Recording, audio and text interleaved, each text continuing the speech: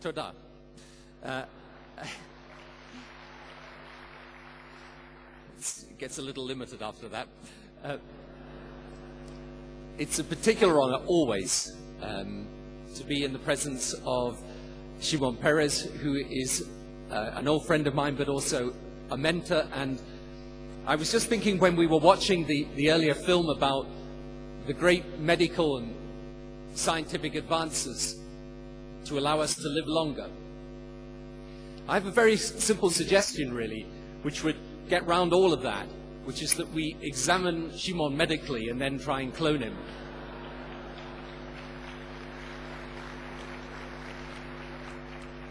I also would like to say it is a pleasure also to be here and to have listened to a great speech from Prime Minister Netanyahu, who was Prime Minister, became a former Prime Minister, became Prime Minister again.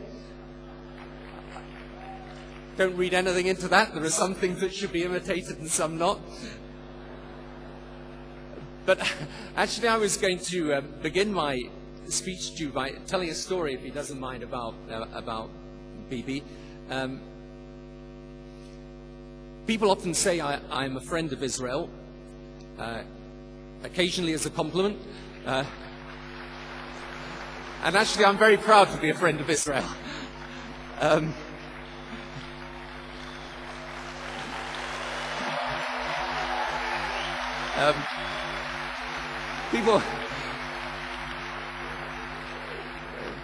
People occasionally ask me to explain this, and I sometimes tell them a story that is actually about Bibi. And this was when he was first Prime Minister, and we attended a very smart dinner at the King David Hotel in my honor. And there was myself and Bibi sitting there together, and the waiter, a rather old guy, brings in the soup. And as he's just about to put the soup down, Bibi kind of half turns towards him. Anyway, the guy puts the soup, spills it into Bibi's lap. Okay? Now this is the thing. In many countries, including quite a few in this region, the waiter would have been in trouble. Okay? But this is Israel. And though I don't speak Hebrew, I could tell what the waiter was saying to Bibi, which is, why were you so stupid as to put your lap where I was going to put that soup? And the thing is, his reaction was, I'm really sorry. And I thought, well, that's democracy, and frankly, the people are the boss, and that's actually the healthiest form of government.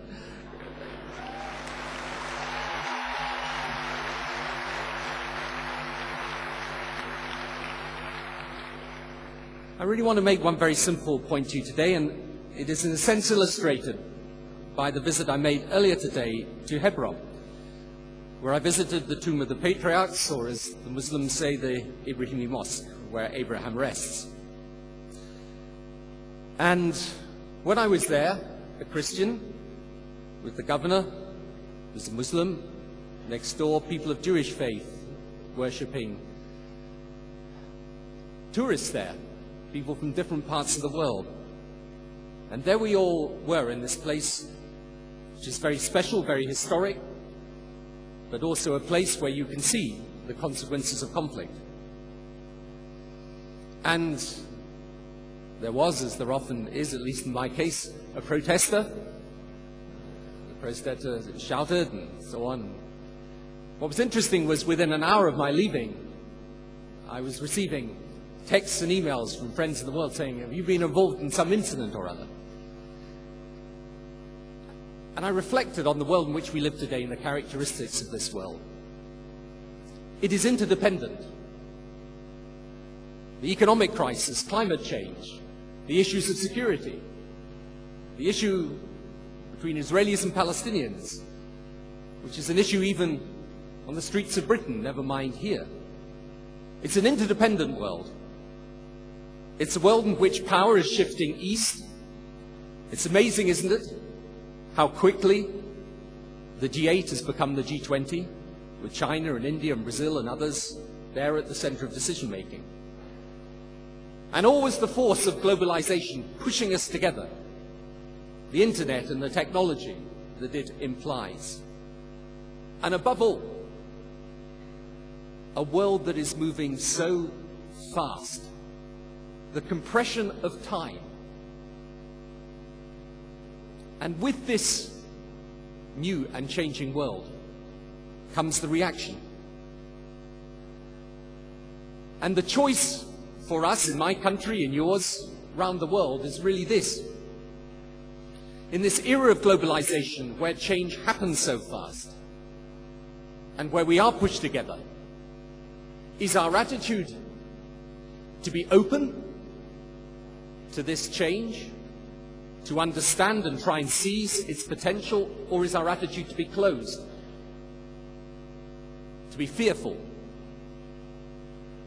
And that distinction, open versus closed, is in my view as important, sometimes more important, than what is often a 20th century ideological distinction between left and right. You can see it in the debates over trade and protectionism. You can see it in the debates about immigration, where some people use immigration as a way of arousing people's fears. And you can see it too when we come to consider the challenge that this extremism presents to us in our world today. Sometimes people want to confine this extremism to one place.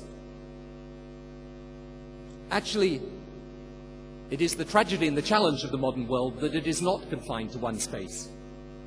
It's there, yes, certainly, in the terrorism in Iraq or Afghanistan, Pakistan. But we could add Yemen or Somalia. We could add the conflict here, the conflicts elsewhere in this region, but we could also add places such as the Philippines, where I was recently, where they explained to me that in the extremism there, 150,000 people have died in the last 10 years in the battles over Mindanao. And most dangerous of all is when there is a state or a government prepared to sponsor it. And I want to make a point here about the issue to do with Iran that is different from the point often made. I believe it is completely irresponsible to allow Iran to acquire nuclear weapons capability.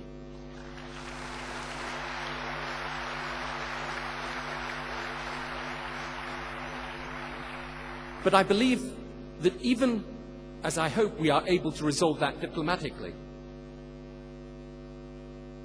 the export of extremism around the region and elsewhere is still a problem. In other words, that the problem is not simply a weapon, but a weapon with an ideology. And this ideology and those groups that are associated with it, when we come to analyze it, what is it? It's essentially a closed philosophy.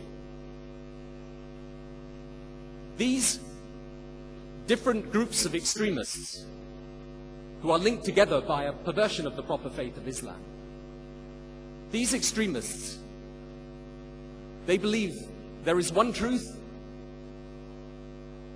theirs. One legitimacy, the one they own. One answer, one faith. And when we close our minds to the possibility of the other, when we end up in the face of a world that is opening up the whole time, we close down. That is when we get the threat and the challenge. And where we are confronted militarily, we have to stand up militarily. But in the end, the best way to defeat a bad idea is by a good one. And that is not just freedom and democracy and justice, important though those concepts are. It is also about being open, facing tomorrow with confidence. And when we analyze the countries that will succeed in the modern world, they are those countries that are prepared to be open, that reject not just the methods of extremism, but reject the philosophy behind it. The countries that succeed will be the countries that develop their human capital, all of it, and develop it based on merit and not on privilege. And if that is true, the countries that succeed will be those that give women equal rights with men. Not just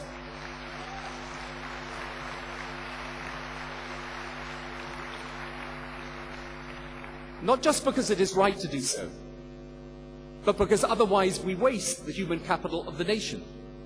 It is why racial bigotry is not just immoral, it is foolish.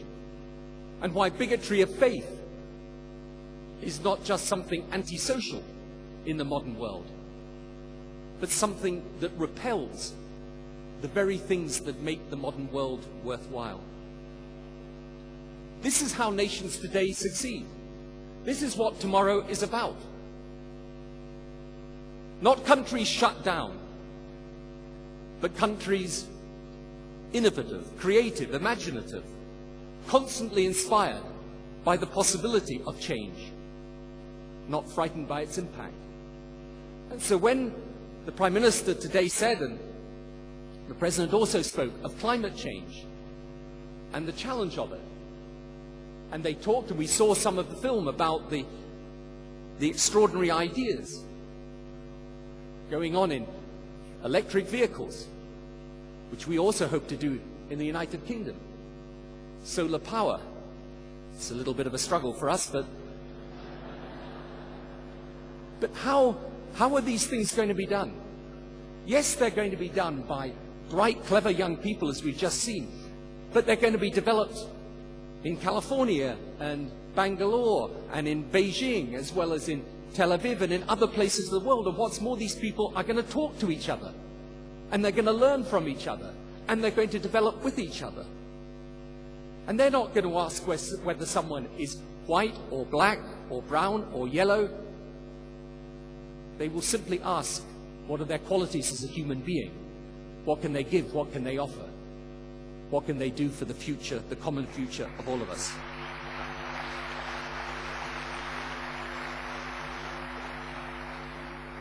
So when I, in the work that I do, reflect on the Israel and Palestine question, yes, it's about negotiations, and it's about boundaries, and it's about changes on the ground.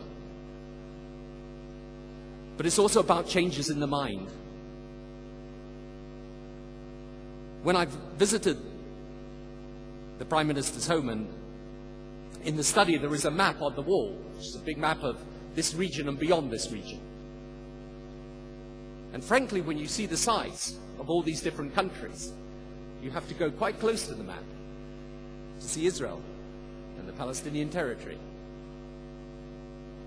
And when we think about how much this means, despite this small territory, how much it means, not just to you, of course primarily to you, but not just to you, but to all of us. The question that is often asked is, why is it so important to achieve peace?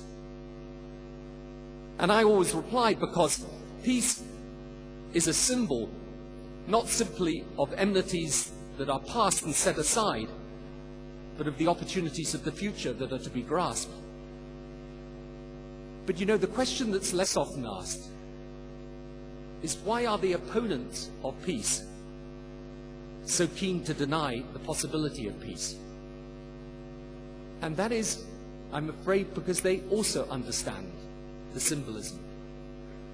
And they know that if we were able to achieve peace between Israelis and Palestinians, that would not simply be to the enormous benefit of those that live here and those that live in the Palestinian territory, it would be of profound significance to the whole of humankind.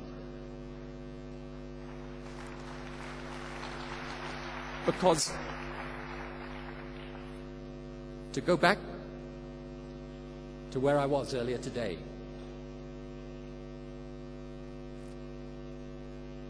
Hebron, the resting place of Abraham, who came out of Mesopotamia and came to Haran, an immigrant in a strange land.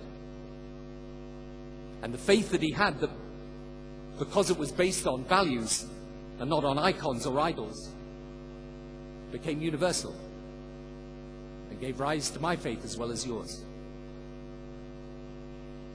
And we reflect on our history and we recognize it. And we reflect on the conflict. And we reflect on those that have died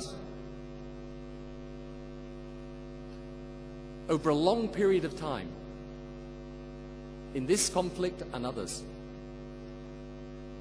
But we also then reflect on the progress. And when I come to Israel and I see it and I think of how years ago, when I think the British may have had something to do with things around here, and I reflect how this country began and what it created. The attitude of mind that created it was not a closed mind. It was a mind open, confident, full of the possibilities of the future. You know, the Chinese have a word for crisis, wei qi, which is also means opportunity. And when I was reflecting on President Peres's conference and what I would say today, I thought I would conclude by saying this: that in every crisis and in every challenge are the seeds of opportunity and hope. It is not impossible to overcome the crises or the challenges. And you know what shows that this is true? What shows this is true is the progress of humankind for all its difficulties. And that progress is based ultimately not on values that are confined to one faith, one race, one creed, or one color. They are the values, the universal values of the human spirit. And if we can capture that spirit in our discussion and debate about tomorrow, we can maybe understand better yesterday, do more to help today, and make the tomorrow of my children and yours a brighter one, a better one, a more prosperous one, and yes, a more peaceful one too. Thank you.